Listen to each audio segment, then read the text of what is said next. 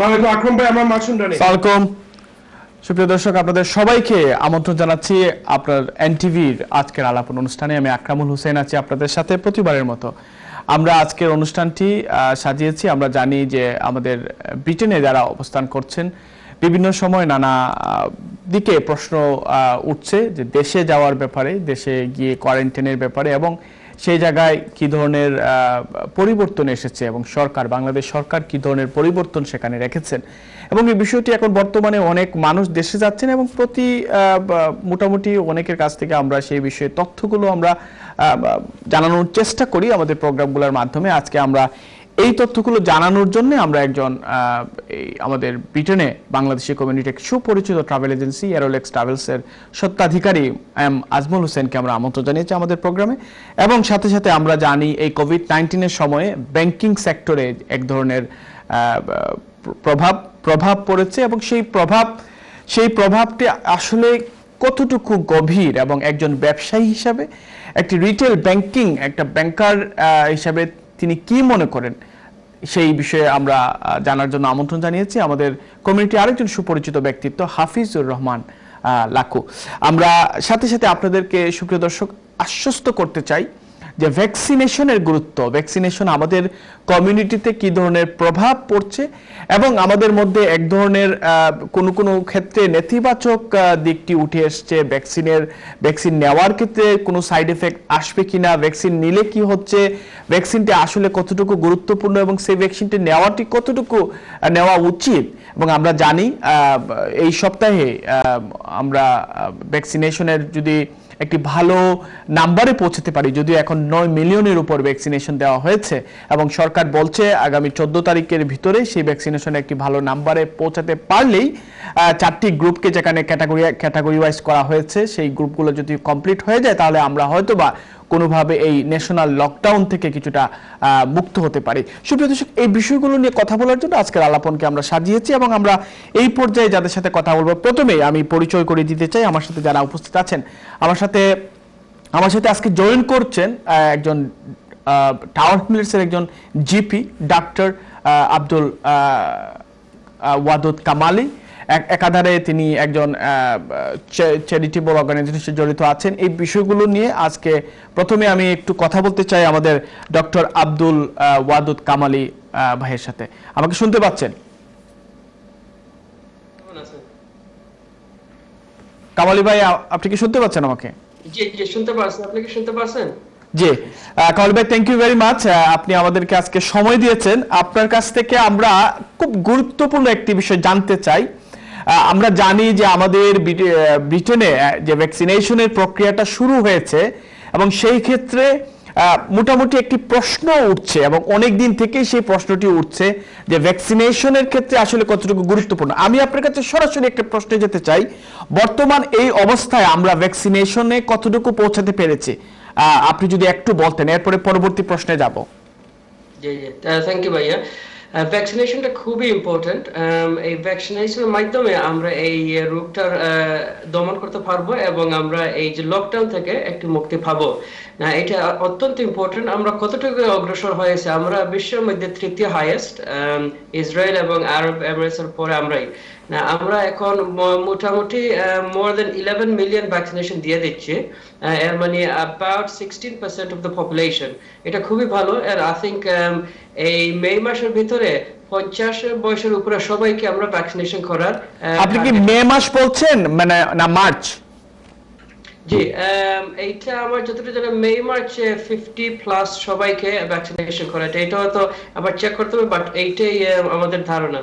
আচ্ছা, এখন পর্যন্ত তো সরকারের খবর অনুযায়ী ডক্টর আব্দুল ওয়াদুদ কামালি, যে আমরা যতটুকু জেনেছি যে প্রায় 9 মিলিয়নের মতো ভ্যাকসিনেশন প্রয়োগ করা হয়েছে, দেওয়া হয়েছে, এবং সরকার প্ল্যান করছে যে আগামী 14 তারিখের ভেতরে একটা ভালো একটি নাম্বারে গিয়ে পৌঁছাতে পারলে হয়তোবা আমরা মার্চের দিকে লকডাউনের ব্যাপারে যে শিথিলতা আছে সেটা সরকার চিন্তা করতে পারে, এবং 22 তারিখের দিকে এক ধরনের এই বিষয়ে এক ধরনের খবরও প্রকাশ বা প্রচার হতে পারে। তো আপনার কি মনে হয় যে আপনি যে এরিয়াতে আছেন, টাওয়ার হ্যামলেটস এরিয়াতে, সেই এরিয়াগুলোর আসলে কেমন প্রভাব পড়ছে, এবং মানুষ ভ্যাকসিনেশনের ক্ষেত্রে কতটুকু আগ্রহী হচ্ছে? জি জি। সো এখন পর্যন্ত আমাদের যে বেইন কমিউনিটি, ব্ল্যাক এথনিক মাইনরিটি এবং এশিয়ান, সো এই লোকগুলো খুব কম অগ্রসর হচ্ছে। এবং আমাদের টাউনস এলাকায় বাঙালিরা অনেক তো বেশি, কিন্তু বাঙালি আমাদের জনগণের মধ্যে অনেক দ্বিধা আছে যে এইটা ভ্যাকসিনেশন নেব কিনা না, অনেক কারণ আছে।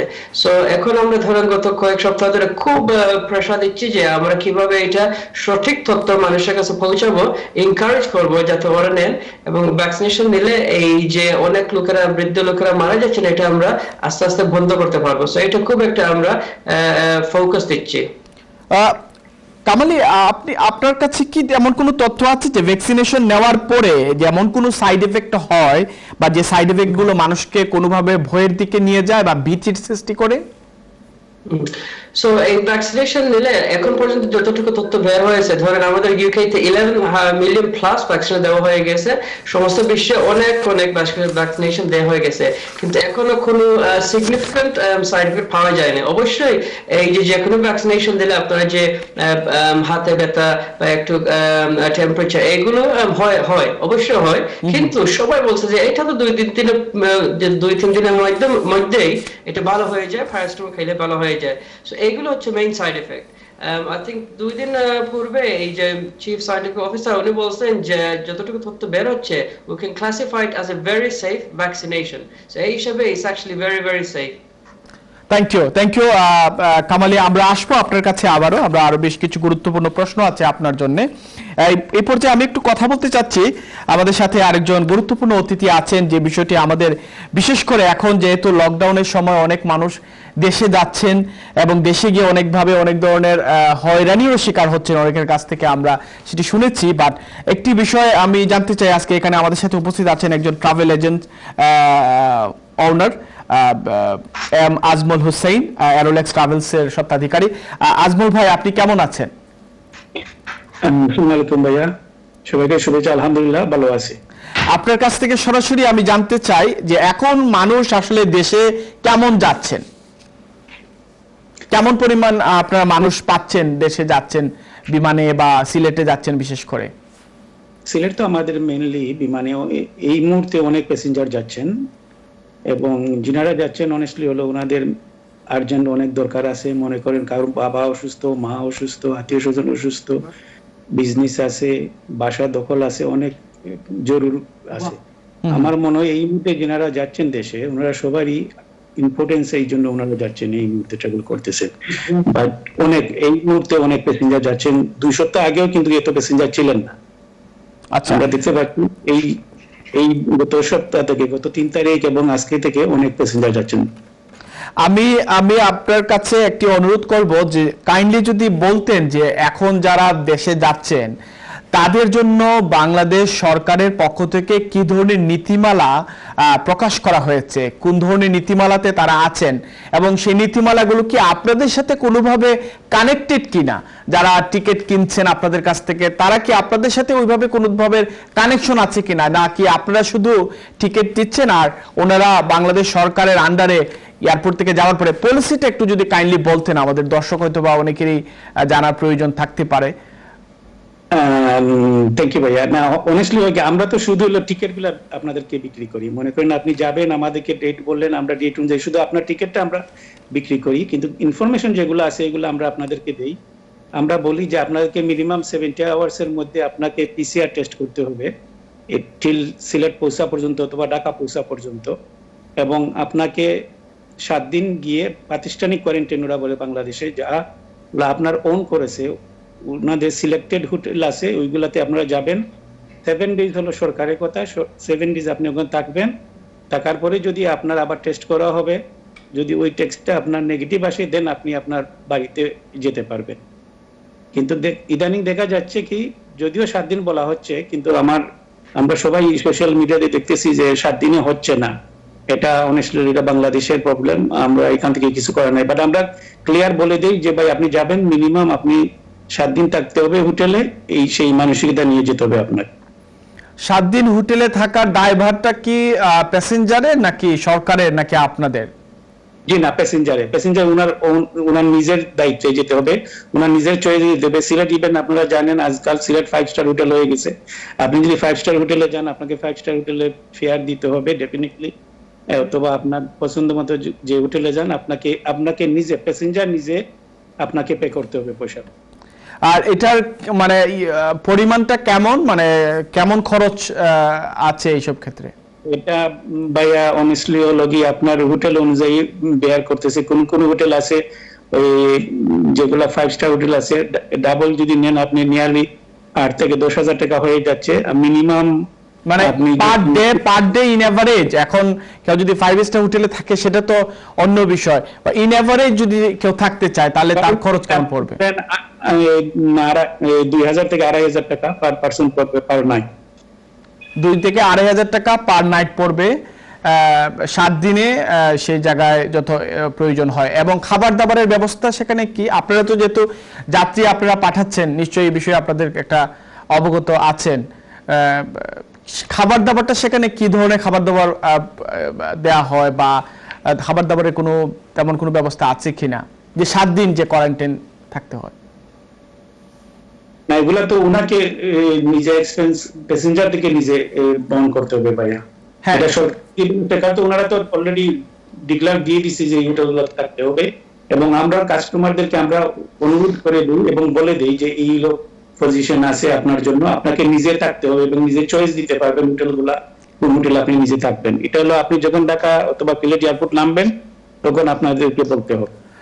আজমল ভাই, কতটা হোটেল আছে সেখানে যে যারা গিয়ে কোয়ারেন্টাইন করবে সেখানে থাকতে পারবে? স্পেশালি এই সিলেটের জন্য ভাইয়া আগে ছিল 8টা হোটেল, আরো এক্সট্রা 6টা হোটেল, এই মুহূর্তে 14টা হোটেল আছে সিলেটের জন্য। এর মধ্যে কি মানে অবশ্যই ক্লাস আছে? আপনি যেটা বলছিলেন যে 5 স্টার, 4 স্টার, 3 স্টার, 2 স্টার পর্যন্ত আছে, তাই না? জি। তো আমার যেটা প্রশ্ন ছিল যে একজন যখন হোটেলে থাকবে তার খাবারের ব্যবস্থা কি হোটেলেই খাবারের ব্যবস্থা আছে, নাকি যেহেতু তারা কোয়ারেন্টাইন নিশ্চয়ই তারা বাইরে যেতে পারবেন না, তো সেই ক্ষেত্রে খাবারের ব্যবস্থাটা আসলে কি করা হচ্ছে সেখানে? খাবারটা হোটেলে আছে ভাইয়া, খাবারটা তো আপনি হোটেল থেকে খেতে হবে সাধারণত আমরা যেটা বুঝি, কারণ ওদের বর্তমান যে হোটেলগুলো আছে সব হোটেলগুলোই আপনার খাবারের ব্যবস্থা আছে, আপনাকে তাদের ডাইনিং গুলো ইউজ করতে হবে। আচ্ছা, আজমল ভাই, ওভারঅল এক্সপেরিয়েন্সটা কি? আপনার কোনো যাত্রী কি এই পর্যন্ত বাংলাদেশ থেকে এসে আপনাদের সাথে কি তার অভিজ্ঞতাটা শেয়ার করেছে, অথবা এখন তো সোশ্যাল মিডিয়ার যুগ, অনেকের কাছ থেকে অথবা আপনি জানতে পারছেন যে তো আপনারা প্রতিদিনই সার্ভিস দিয়ে যাচ্ছেন কমিউনিটিতে, আপনাদের মানে তাদের মেসেজটা কি এই বিষয়ে? মানে বাংলাদেশে এখন যাওয়ার ক্ষেত্রে কোন বিষয়টাকে তারা সবচেয়ে বেশি অবশ্যই বাধা, কোন ধরনের বাধা সেটাকে সম্মুখীন হতে হচ্ছে? ভাইয়া আপনি জানেন সবাই এখন কানেক্টেড সবার সাথে, আপনার সাথে অনেক সময় খুব দ্রুত যোগাযোগ করা যায়। আজকেরও যদি আমি আপনার সিলেটের অভিজ্ঞতা বলি, ওনাদের কথা হলো আনলেস আপনার ভেরি ভেরি ইম্পর্টেন্ট, আপনি বাংলাদেশে ট্রাভেল না করার জন্য বাংলাদেশ থেকে ওনাদের হইলো অনুরোধ। কারণ ওনারা গেছে 7 দিনের জন্য ঠিকই, কিন্তু 10 দিনে দেখা যাচ্ছে কেউ কেউ ওনাদের এই হোটেল থেকে যেতে পারেন নাই। ওনাদেরকে সকাল 12টার সময় নেওয়া হয়েছে, টেস্ট বলা হয়েছে যে 12 ঘন্টার মধ্যে দেওয়া হবে, দেখা গেছে 24 ঘন্টা পরেও টেস্টের রেজাল্ট আসে নাই। তো টেস্টের রেজাল্ট কি 12 ঘন্টার ভিতরে দেওয়া যায়? আমি একটু ডক্টর কামালি আপনার কাছ থেকে একটু জানতে চাই যে আপনারা যারা এখানে এনএইচএস আছেন, আপনারা নিশ্চয়ই এই বিষয়ে অবগত আছেন, কোভিড টেস্টটা আসলে কোনো নির্ধারিত কোনো সময় বা নিয়ম আছে কিনা? সো আপনারা যদি মেইন টেস্ট যেটা পিসিআর টেস্ট হচ্ছে মেইন টেস্ট, এটা করলে আপনারা ধরেন লজিস্টিকলি 12 ঘন্টার ভিতরে আনতে পারেন বা 24 আওয়ার্স লাগতে পারে। আমাদের ইউকে যখন করা হয় তখন এইটা তো একটা ল্যাবে যেতে হয়, ল্যাবে গিয়ে একটু প্রসেস করতে তারপর চলে আসতে হয়। প্রাইভেটলি করলে এই সময় লাগে এই দেশে, you need at least 48 hours. So এইটা 12 ঘন্টার মধ্যে করা খুব ডিফিকাল্ট হবে, বাট ডেফিনেটলি 24 আওয়ার্স লাগবে at least, if not longer. ধন্যবাদ আজমল ভাই, আপনার কাছেও আমরা আসবো। আমি একটু কথা বলতে চাই, আমাদের আরেকজন গুরুত্বপূর্ণ অতিথি আছেন হাফিজুর রহমান লাকু, আমরা যাকে মোটামুটি সবাই চিনি, একজন ক্রীড়া ব্যক্তিত্ব, পাশাপাশি উনি নিজে একজন রিটেল ব্যাংকিং এ আছেন। আমি আজকে ওনাকে ব্যাংকিং বিষয়ে একটু জানতে চাই। হাফিজ ভাই, আপনি শুনতে পাচ্ছেন আমাদেরকে? জি আকরাম ভাই, আসসালামু আলাইকুম আকরাম ভাই। থ্যাংক ইউ, ওয়ালাইকুম সালাম। আমরা আপনার কাছ থেকে একটি খুব সূক্ষ্ম একটি বিষয় জানতে চাই। আমরা জানি যে কোভিড-19 কারণে মোটামুটি প্রত্যেকটি ব্যবসা প্রতিষ্ঠানেই তার যে স্থায়িত্ব বলতে হবে সেটা নিয়ে ঝুঁকিতে আছে। সো আপনারা যারা রিটেল ব্যাংকিং এ আছেন, আপনাদের কাছে সেই বিষয়টা আসলে কি, বর্তমানে ইউকের অর্থনীতি কোথায় যাচ্ছে এবং আপনি সেই বিষয়টা কিভাবে মূল্যায়ন করতে পারেন? ফার্স্ট অফ অল আকরাম ভাই, আপনাকে অনেক অনেক ধন্যবাদ। আজকের আলোচন অনুষ্ঠান নিয়ে আপনি আমাদের কমিউনিটিকে অনেক অ্যাওয়ারনেস দিচ্ছেন, এন্ড এনটিভি ফ্যামিলিকে অনেক ধন্যবাদ, আপনারা এই ডিফিকাল্ট সময় আমাদের সাথে আছেন। ধন্যবাদ once again. As a retail banker আমার ভিউটা অনেক কিছু বলার আছে, কিন্তু আমি একদম সিম্পল ভাবে বলবো যাতে আমাদের দর্শকরা কমফর্টেবলি আন্ডারস্ট্যান্ড করতে পারে। আপনারা জানেন যে, হয়তোবা জানেন, টু বিগিনিং অফ 2020 আমাদের যে ইউকে যে জিডিপিটা ছিল সেটা first quarter and second quarter একটু ডাউন ছিল, but last two quarters of 2020 একটা ইনক্রিজ দেখা যাচ্ছে, which means eventually it is some form of good news. But fortunately আমাদের যে ইন্টারেস্ট রেটটা ব্যাংকের এটা 0.1%, which means যারা টাকা বড় করতেছে, ব্যাংকে লোন নিতেছে, ক্রেডিট কার্ড নিতেছে, ওদের জন্য অনেক ভালো। কিন্তু 0.1% যদি ইকোনমি থাকে, ইন্টারেস্ট রেট থাকে, তাহলে কিন্তু ইকোনমি গ্রোথ হবে না। সো ওভারঅল আপনি যদি ওভারঅল এমপ্লয়মেন্ট ট্রেন্ড দেখেন, যেটা আমরা প্রেডিক্ট করতেছি যে 2021-এ রাফলি 7.5% আনএমপ্লয়মেন্ট রাইজ হবে। So overall it is not a good news. আমরা জানি যে লাস্ট 300 ইয়ার্স এর মাধ্যমে এইরকম ইকোনমিকের ইম্প্যাক্ট আমরা ইউকেতে দেখিনি, which means আমরা সচেতন হতে হবে, আমরা প্রিপারেশন নিতে হবে, আমাদের ক্লোজ মনিটর করতে হবে আমাদের উইকলি, ডেইলি, মান্থলি ফাইন্যান্স গুলা। ফ্যামিলি হিসাবে যারা আছেন, হাজবেন্ড এন্ড ওয়াইফ, ব্যবসায়ী যারা আছেন, যারা বেনিফিট সিক করতেছেন, আমি শুধু এইটাই বলবো, this is a time to keep a very close eye on your finances. Thank you, thank you. আপনি ছোট্ট করে আমাদেরকে একটু যদি অ্যাড করতেন যে যারা ছোট্ট ক্ষুদ্র ব্যবসায়ীরা আছে, আপনাদের পর্যবেক্ষণ তাদের উপর কেমন, মানে তারা কি আগামী কোভিড এর পরে তাদের ব্যবসা পরিচালনা কি স্বাভাবিক অবস্থায় ফিরিয়ে নিয়ে আসতে পারবে? আপনি বলছিলেন যে 7.5% আনএমপ্লয়মেন্ট রেট হচ্ছে, বাট সেই বিবেচনায় এই ক্ষুদ্র ব্যবসা প্রতিষ্ঠানগুলো আসলে কেমন? আমি যদি ট্রাভেল এজেন্সির কথা বলি বা আরো যারা যারা বিভিন্ন ধরনের রিটেলে আছেন, তারা তো আপনাদের সাথে ব্যাংকিং করছেন, তাদের অবস্থাটা কি হতে পারে? আপনাদের কি সেই বিষয়ে কোনো ধরনের ধারণা ইতিমধ্যে পেয়েছেন? যে আমরা জানি যে এন্টারটেইনমেন্ট, কেটারিং, তারপরে এইসব ইন্ডাস্ট্রিটা মানে বিগ ইম্প্যাক্ট হয়েছে, স্মল বিজনেসেস বেশি ক্ষেত্রে ইম্প্যাক্ট হয়েছে। তো ইট ইজ ভেরি কেয়ারফুল যারা বিজনেস করতেছেন, যে আপনারা যে বাউন্স ব্যাক লোনটা নিছেন সেটাকে আপনারা খুব ক্লোজলি মনিটরিং করবেন। ধন্যবাদ। আমরা জানি যে বাউন্স ব্যাক লোনটা আপনারা 12 মান্থ পরে 2.5%-এ ব্যাক দিতে হবে, কিন্তু অনেক স্মল বিজনেস কি করতেছে, ওরা বাউন্স ব্যাক লোনটা নিয়ে ব্যক্তিগত ইউজের জন্য ইউজ করতেছে, which means it will have an impact. Definitely একটা বিগ ইম্প্যাক্ট আসবে, কিন্তু যারা লাস্ট 6 মান্থ এখন নিজের বিজনেসকে মনিটরিং করতেছে, লিমিটেড ভাবে রান করতেছে, ওরা হয়তো বা সার্ভাইভ করতে পারে, কিন্তু অনেক স্মল বিজনেসরা। থ্যাংক ইউ হাফিজ ভাই, থ্যাংক ইউ ভেরি মাচ। আমরা আপনার কাছ থেকে ভালো কিছু ইনফরমেশন পেয়েছি এবং বাউন্স ব্যাক লোন নিয়েও আপনি কথা বলেছেন। এই পর্যায়ে আমরা আমাদের লাইনে বেশ কয়েকজন কলার উপস্থিত করছেন। আমার মনে হয় কলারগুলো হয়তো বা আমাদের ট্রাভেল নিয়ে কথা বলতে পারেন অথবা ভ্যাকসিনেশন নিয়ে কথা বলতে পারেন। Let's see who is on the line. কে আছেন লাইনে? আসসালামু আলাইকুম কলার। ওয়া আলাইকুম আসসালাম ওয়া রাহমাতুল্লাহি ওয়া বারাকাতুহু। ভাই আকরাম, আমি কে আবু তাহের চৌধুরী মাতরাম। আচ্ছা আবু তাহের ভাই, আসসালামু আলাইকুম। ওয়া সালাম, ভালো আছো ভাইয়া? জি জি ভালো আছি, থ্যাংক ইউ ভেরি মাচ আপনার কলের লাগি। তোমাকে প্রথম বছর ধন্যবাদ, এনটিভি কে ধন্যবাদ যে আজকে ইনস্টিটিউশনাল কোয়ারেন্টাইন ইস্যু নিয়ে একটু আলোচনা করার জন্য। জি আমি যে কথাটা কইতাম চাই ভাই, যে আপনি দেখুকা এই আমরা কোয়ারেন্টাইন ইস্যু লইয়া যুক্তরাজ্য প্রবাসী বাংলাদেশের লোকে সিলেট যে অন্যায় আচরণ করা হয়েছে, এটা অত্যন্ত দুঃখজনক এবং বেদনাদায়ক।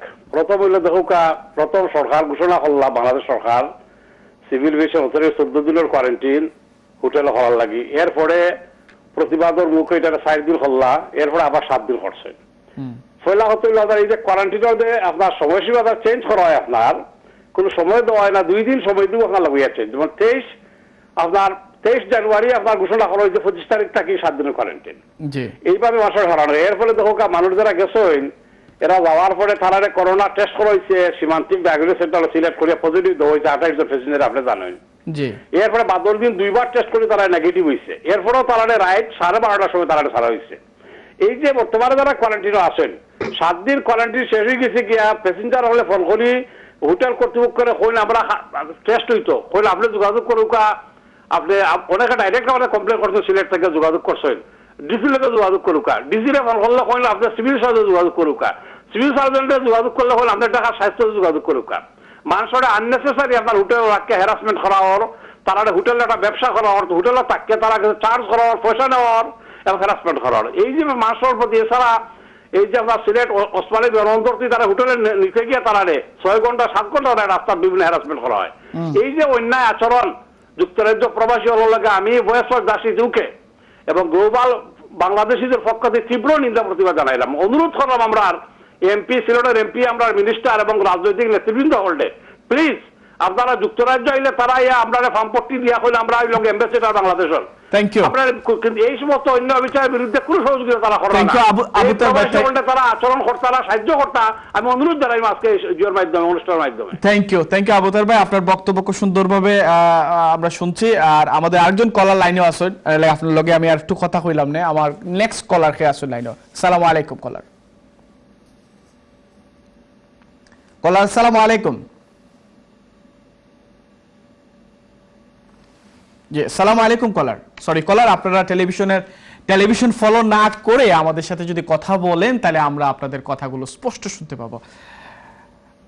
আমাদের আরেকজন কলার আছেন লাইনে, কে আছেন লাইনে? আসসালামু আলাইকুম কলার। আসসালামু আলাইকুম। হ্যালো জি আসসালামু আলাইকুম কলার। জি please don't follow your TV, please don't follow your TV and mute your television, and you please speak to us on live on. Okay. Hello. জি খৌকা ভাই। আচ্ছা আমি স্টুডিওতে মাত্রা চাইছিলাম। জি আপনি সরাসরি স্টুডিওতে মাত্রা,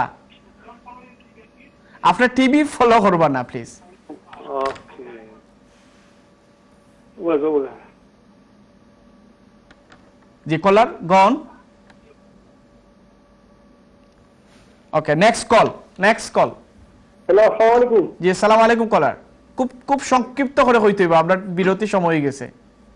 কি ভাই স্যার, সংক্ষিপ্ত আমি ব্যাখ্যা করি আর আপনারে ওই যে আল জাজিরা একটা নিউজ দিছে দেশ প্রধান সেনাপতির বিপক্ষে ইটালিয়া, আমি মনে করি সত্য এটা অনেক দুর্ঘটনা ঘটে, অনেক ধরনের বড় ঘটনা ঘটে, অনেক বড় ধরনের গুম।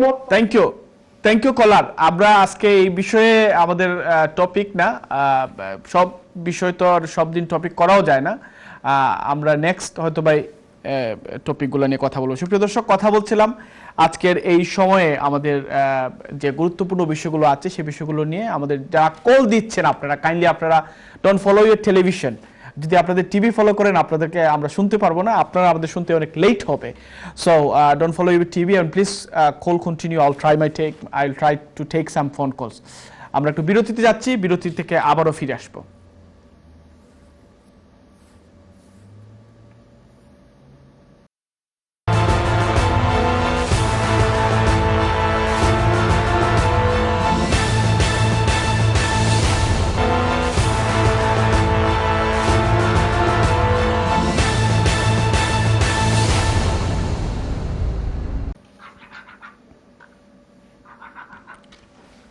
আসসালামু আলাইকুম সুপ্রিয় দর্শক, আপনাদের সবাইকে আবারও স্বাগত জানাচ্ছি এনটিভির বিশেষ অনুষ্ঠান আজকের আলাপন। আমি আকরামুল হোসেন আছি প্রতিবারের মতো আপনাদের সাথে। আজকে আমরা খুব গুরুত্বপূর্ণ কিছু বিষয় নিয়ে কথা বলছি, ভ্যাকসিনেশন, ইউকে ইকোনমি এবং সাথে সাথে ট্রাভেল টু বাংলাদেশ। আমরা জানি আমাদের এই পর্যায়ে আমাদের প্রথম সেগমেন্টে যে বিষয় নিয়ে কথা বলছিলাম, বাংলাদেশে এখন অনেক মানুষ ট্রাভেল করছেন এবং আমাদের বেশ কয়েকজন কলারও ছিলেন সেই বিষয়ে মন্তব্য রেখেছেন, বক্তব্য রেখেছেন। কিন্তু এরপরও আমরা বাংলাদেশ যেতে চাই, বাংলাদেশ আমাদের মাতৃভূমি, বাংলাদেশে আমরা যাওয়ার জন্যেই যে কোনো বিপদ আসুক, আমাদের আত্মীয় স্বজন, বন্ধু বান্ধব সবাইকে বিভিন্নভাবে দেখার জন্য বাংলাদেশে যাওয়া আমাদের জন্য অনেক অনেক বেশি জরুরি এবং ব্যবসায়িক কারণে হয়ে থাকতে পারে। আমাদের জন্য একজন কলার আছেন, কে আছেন লাইনে, কি বলতে চান কলার? আসসালামু আলাইকুম। জি, আসসালামু আলাইকুম ভাই। জি, ওয়ালাইকুম সালাম। ভাই আমি মোহাম্মদ বলছি ডেজেনাম থেকে। আমরা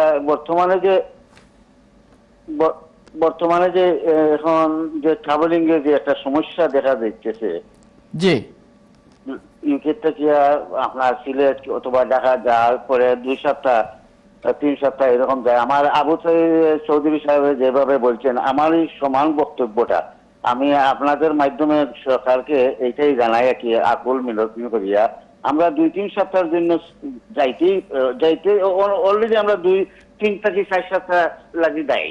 এর মধ্যে 2-3 সপ্তাহ যদি আপনার এই জেলখানার মধ্যে আবার থাকতে হয়, হোটেলে এইসব, আর তাইলে তো আমাদের যাওয়াটা একবারে বেটা হয়ে যায়। ভাই আমি একটা প্রশ্ন আপনারা করতাম চাইলাম, জি, বাংলাদেশের সরকারে এটা আসলে করছে কেন, এটা আমরা একটু আপনার মুখ থেকে একটু শুনতাম চাইলাম। আমার কাছে লাগে বাংলাদেশ সরকার এটা করছে, সরকারে আইন একটা দিছে যে বেমারটা রাতে গিয়া এখানটা গিয়া লন্ডনটা গিয়া বাংলাদেশে যায় না। জি, কিন্তু এখান তো আমরা যখন যাই আমরা তো অলরেডি সার্টিফিকেট লইয়াও যাইতেছি, আমরা বেমারি মানুষ তো আমরা ট্রাভেলিং করতাম না অলরেডি। Good point. আমরা বেমারি মানুষ আমরা করতামও না, যাইতামও না। আচ্ছা, এখন যখন যাওয়ার বাদে করবো স্বাস্থ্যমন্ত্রীর কাছে ফোন করো, ডিসির কাছে ফোন করো, অমুকের কাছে ফোন করো, এইটা একটা হেরানি। বাংলাদেশে গিয়ালে মানুষ বুদ্ধিমান থাকলে আলু হয়ে যায়, তার কোনো বিবেক বিবেচনা যেমন থাকে না বাংলাদেশের মানুষের। থ্যাংক ইউ কলার। আরেকটা প্রশ্ন আপনার কাছে রাখি আমি, আমরা এই দেশে যে ভ্যাকসিনেশন হোক বা চিকিৎসা যেটা দেওয়া হয় বিভিন্ন ধরনের, বা এগুলা তো ফ্রি করা হয়, কিন্তু বাংলাদেশে কোনো সময় যদি আপনার সরকারি হাসপাতাল কিন্তু অতটা না, এটা জানেন তো। যখন কেউ যদি প্রাইভেটলি চিকিৎসা করতে হয় তাহলে একদিন করোনার একজন রোগীর লাগি কত খরচ হইতে পারে, এটা আইডিয়া আসেনি আপনার? ভাই এইটা আমার পুরা জানা না। আমি একটা ধারণা আছে, প্রায় 15,000 থেকে 17,000 টাকা লাগে তারা যে আইসিইউ নেওয়া রাখেন যে প্রাইভেট হসপিটাল গুলাতে। তো এইরকম যদি টাকা লাগে 14 দিন প্রাইভেটলি, তাইলে তো অনেক পয়সা লাগে, ঠিক না? তো বাংলাদেশে যদি এই ধরনের পরিস্থিতি সৃষ্টি হয়, 1800, 1920 জন মানুষ যদি এরকম মারা যায় আর আল্লাহ না করুক আর এদের বড় একটা কিছু হয়, তাই কিন্তু বাংলাদেশের 18 কোটি মানুষ অনেক বেশি বিপদে পড়ব। তো সরকারের এই আইনটা কিন্তু কোনো ক্ষেত্রে আপনার দৃষ্টিতে আসলে কিতা মনে হয় যে আইন করাটা ঠিক আছে, বা আইনের যেভাবে হওয়া উচিত এটা ঠিক না, নাকি তা? জি, সরকারের যেভাবে আইন করতে হয়, আইন অনুসারে তো কোনো কামন না। Okay, thank you caller, thank you. Frustration আছে আমরা এইসব বিষয় নিয়ে। Thank you very much. আমাদের নেক্সট কলার। আসসালামু আলাইকুম। জি, ওয়ালাইকুম সালাম। জি ভাই, আমি বার্মিংহাম থেকে মাত্রাম। জি, আমার ভাই আমার আগে যে কইছেন যে ভাই সেই আমি তার লগে একমত, প্লাস এর আগে যে আমরা লন্ডন থেকে ভাই যে মারছেন যে তার লগে আমি সেম একমত। আর আমি ওখানেও কইম আপনার মাধ্যমে, আপনারা যারা লিডার সকল আছেন দয়া করিয়া বাংলাদেশ সরকারের লগে যোগাযোগ করিয়া বা আমাদের যে সিলেট মন্ত্রী মিনিস্টার যারা আছেন সাহেবের লগে মিলিয়া অথবা ওদের হাই কমিশন আছেন তার লগে মিলিয়া এই বর্তমান যে আইন করছেন, আইন ঠিক আছে আমরা মানি, আইনের উপর আমরা শ্রদ্ধা আছে, কিন্তু আমরা লগে বিদেশি সকলে যা ব্যবহার করা হয় এই সমস্ত ব্যবহার মানে মানুষের লগে করে না। আর এদের থেকে নিয়া হোটেল আপনারা অবশ্যই টয়লেট, তারপরে আপনার যে বইবার জায়গা, খানির প্লেস বা 100 টাকার জিনিস 500 টাকা, এই সমস্ত জিনিস টাইন করিয়া আর আমরা একটা ভোগান্তির মধ্যে ফেলাইছেন। আমরা তো যাই আপনার কেউ মা বেমার, কেউ বাপ বেমার, কেউ ভাই বেমার, কেউ সামথিং বেমারের লাগি তো যাই না, দেখার লাগি যায়, কেউ মরা লাশ দেখবার লাগি যায়, জানাজা করবার লাগি যায়, গিয়া আপনার এই কষ্টের মধ্যে পড়বেন। Thank you caller, thank you. আমি আপনার কাছে একটা রিকোয়েস্ট করবো, যারা আপনারা উপরের লেভেল আছেন, লিডার সকল আছেন, যারাও আছেন, যে কোনো দল করুক, আমরা এটা বাধা বিপত্তি নাই। Thank you caller, thank you. আমাদের নেক্সট কলার।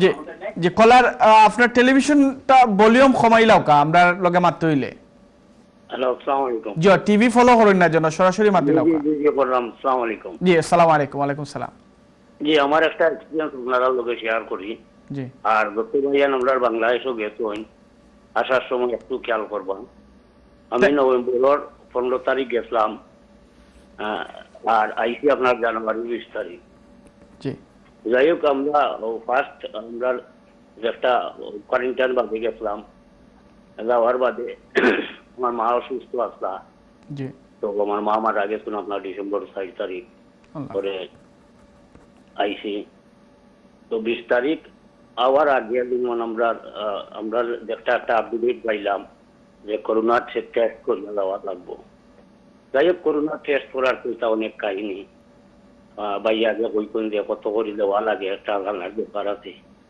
তো আমরা পার হেড 1500 টাকা করে দিছি যাই হোক আমরা নেগেটিভ পাইছি আইছি তো আমরা তো করোনার সার্টিফিকেট আনছি দেখো আমরা ট্রাভেল এজেন্সি 3 কপি করে দিয়েছেন তো আমরা 3 জন আসলাম 3 কপি দিয়েছেন পয়লা আমরা দেখছো টিকিট কাউন্টারও গেছি তারা 1 কপি লাগিয়ে দিয়েছেন পরে আরবার আইসি আপনার ইমিগ্রেশনও তাইটা নিকা করলে যাও ডাক্তারের গেছে ওনার কাউন্টারও গেলাম ইন্টারনেট কপি রাখছেন রাখিয়ারি দিয়েছেন আমরা আরেক কপি 2 কপি দিয়েছেন আরেক কপি সিল মারিয়া দিয়েছেন দেওয়ার পরে আমরা আইলাম ও কপি রাখি দিয়েছেন আপনার ইমিগ্রেশন অফিসারে থ্যাংক ইউ কলা আমরা বুঝছি আপনার বক্তব্যটা আমরা কিছুটা আন্দাজ করতে পারলাম যে কারণ কিছু বিষয় করাপশনের বিষয়ে হয়তো আপনি কিছু কইতে চাইরা না তবে একটু জানার দরকার আমরা দেশবাসী জানুক বিষয়টা যে তারা কিভাবে আমরা লগে পায়তারাটা করে প্লিজ আমার কথাটা আমার 2 মিনিট সময় দেখুয়া আপনি আমরা কাইন্ডলি অত সময় দিতে পারতাম না 20 সেকেন্ডের ভিতরে 20 সেকেন্ড এখন আমরা আইলাম বিমানবন্দর আমরা মানে ওয়েটিং রুমে আইলাম ওখানে দেখি আরেকবার চেক করার লগে যেটা কইলাম আমরা কইলাম ভাই আপনারা যদি আমরা অতটা পেপার চাই তাহলে তো আমরা আগে আপডেট দিলে তো আমরা 3টা কেনে 10টা নিয়ে আইতাম পারতাম যা একটা মানে দুর্ব্যবহার তারা করবে আর কি যাই হোক ইমুকাল যাইলাম না আর এখন আপনারা মানে আল্লাহ আলোচনা করলা এটা আমি অনুরোধ করবো আপনারা যারা thank you caller thank you আমরা একটু সরাসরি একটু মাত্রা চাই এখানের মাঝে আমরা লগে আসুন ডাক্তার একজন আসুন যে আমরা ওয়াদুদ ভাই আপনার কাছ থেকে ছোট একটা প্রশ্ন আমি রাখতাম চাই ওয়াদুদ ভাই if you can please answer me this question I mean, if anybody have the corona certificate that is negative, so how faster he can be positive? So, যদি নেগেটিভ তান PCR টেস্ট হয় তান পজিটিভ হওয়ার সম্ভাবনা খুব কম usually আমরা হয় যে এই একবার করোনা হয়ে গেলে 4-5 মাস ইমিউনিটি থাকে কিন্তু এর মধ্যে দেখা যাচ্ছে যে অনেকে এই করোনা হওয়ার পর আবারই হয়ে যায় কতদিনের ভিতরে আবার হতে পারে এটা কোনো নির্দিষ্ট আমার প্রশ্ন যদি আপনাকে আরেকটু ক্লিয়ার করি যেমন ধরেন একজন মানুষ দেশে যাচ্ছে সে করোনা আক্রান্ত হয়নি হয়তোবা তাকে সার্টিফিকেট দেওয়া হয়েছে যে করোনা নেগেটিভ সো সে করোনা হয়নি সে করোনা রোগী ছিল না কখনো সে দেশে যাচ্ছে এই জন্য তাকে টেস্ট করাতে হয়েছে সো টেস্টে সে পেয়েছে সে করোনা নেগেটিভ সো সেই ব্যক্তি করোনা পজিটিভ হতে গেলে কি কোনো সময়সীমা আছে হ্যাঁ ধরেন আপনি যদি আজকে করোনা নেগেটিভ থাকেন আপনি তো টেস্টের সাথে সাথে আপনি করোনা আপনার হতে পারে কয়েক ঘন্টার ভিতরে কিন্তু এইটা আপনার একটা ইনকিউবেশন পিরিয়ড আছে যে সময়ের মধ্যে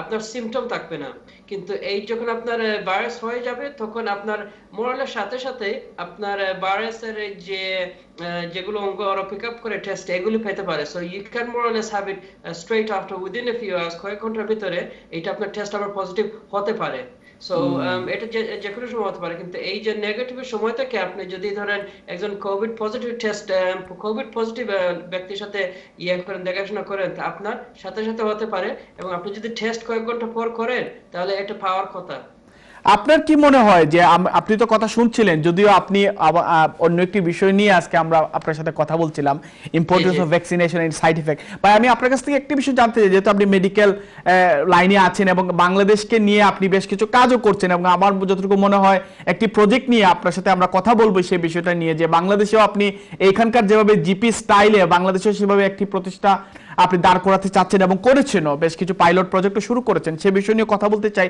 আমি জাস্ট একটি বিষয় আপনার কাছ থেকে এনশিওর হতে চাই যে একজন করোনার নেগেটিভ নেওয়া ব্যক্তি যখন বাংলাদেশে যাবে, সেই ক্ষেত্রে তাকে কি 7 দিন বা 4 দিনে কোয়ারেন্টাইন করা প্রয়োজন আছে? আপনার কি মনে হয়? না, যখন এই ফার্স্ট অফ অল এই যে রোগটা বের হয়েছে, এটা আমরা দিনে দিনে অনেক জিনিস শিখতে আছে, হ্যাঁ। সো এটা এখনো শিখতে আছে না। প্রথম যখন আমরা শুধু বাংলাদেশ না, অন্যান্য দেশে যখন ওরা ট্রাভেল রেস্ট্রিকশন দেয়, তখন ওরা কোয়ারেন্টাইনের কথা বলে না। এটা বলার আগে যখন এই অনেক নিয়ম আসছিল যে বাংলাদেশে যাওয়া বা এই দেশে আওয়া, যে যখন একটা টেস্ট হবে, টেস্ট যদি নেগেটিভ হয় তাহলে তুমি ক্লিয়ার আসতে পারো। কিন্তু অনেক ভ্যারিয়েন্ট বের হয়েছে, যেটা হয়তো যদি টেস্ট করেন এটা হয়তো সামান্য চেঞ্জ হবে, আপনি পজিটিভ হতে পারেন। কিন্তু এটা সব এইটা যখন একটা পলিসি করা হয় গভর্নমেন্ট লেভেলে, এইটা ডিপেন্ড করে এই আপনার সায়েন্সের উপরে। না, সায়েন্স ইজ ডেফিনেটলি সায়েন্স, কিন্তু অনেক সময় ধরেন ফর এক্সাম্পল একটু এক্সাম্পল দেখুন যে পিসিআর টেস্টটা, এই টেস্টটা 100% এটা অ্যাকুরেট না হতে পারে। উদাহরণ ধরেন আপনার যারা টেস্ট করে ওরা ঠিক মতো টেস্ট করলো না, বুঝতে পারছেন, এটা পিক আপ করলো না, কিন্তু আপনার ভাইরাস থাকতে পারে। সো এইটা ওরা কোয়ারেন্টাইন বলে, কারণ কোয়ারেন্টাইন যদি আপনার ভাইরাস থেকে থাকে, এই কোয়ারেন্টাইনের সময় ভিতরে থেকে থাকলে এটা বের হয়ে যাবে আপনার সিস্টেম থেকে।